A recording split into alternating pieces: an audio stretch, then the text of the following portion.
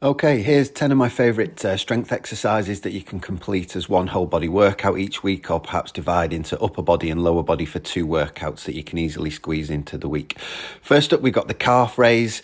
Now, you can opt for doing this single leg or double leg version as I'm doing here, but essentially the single leg one's going to take you twice as long. I find using the Smith machine as I'm doing here really helpful, as it helps you maintain balance while executing a full range of motion. Now, it's worth saying that these exercises aren't in any specific order. In fact, I normally do these first two exercises at the end. Here we've got the prone lying hamstring curl. Doesn't really matter whether you choose this version or the seated one. In fact, the seated one often is shown to grow more muscle. But here, the next exercise, number 3, involves a hip hinge, and therefore I chose to do the prone version of the hamstring curl. This hip hinge is the trap bar deadlift. The trap bar is very heavy, but the handles mean that you don't have to reach quite as low at the bottom of the range of motion.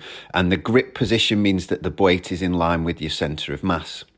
We're moving on now to the squat. Some version of squatting is essential within a strength program. Here, this is a traditional back squat with the aim to progress downwards just below parallel while maintaining a bar path that is straight up and straight down.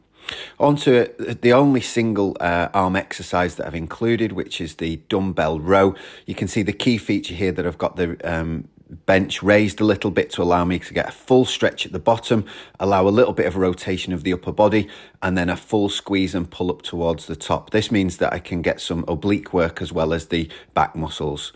Moving on to the chest, again using an incline bench. This means that you hit both the pectorals and the anterior deltoid, meaning that you probably don't need to include a shoulder press movement as well. Here, make sure you gain full range of motion from the very bottom in a stretch position, and up at the top you'll notice I don't quite bring the dumbbells together, as I find that takes the pressure off a little bit.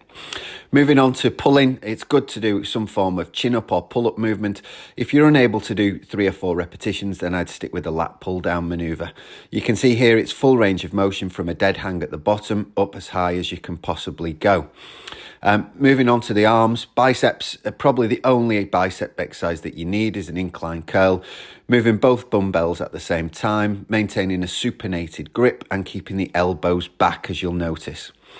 Onto the triceps, by far again my thoughts are this is the best tricep exercise, usually known as a skull crusher. Maintaining the elbows fairly fixed in line with the shoulders, reaching just past the forehead just to make sure that you don't cause any damage to your noggin. And again, focusing on full range of motion from a deep stretch at the bottom to arms fully extended at the top. Keep a nice steady range of motion and don't swing the barbell. The lateral raise is the only exercise that trained the lateral head of the deltoid. The other heads of the deltoid have been trained with other exercises.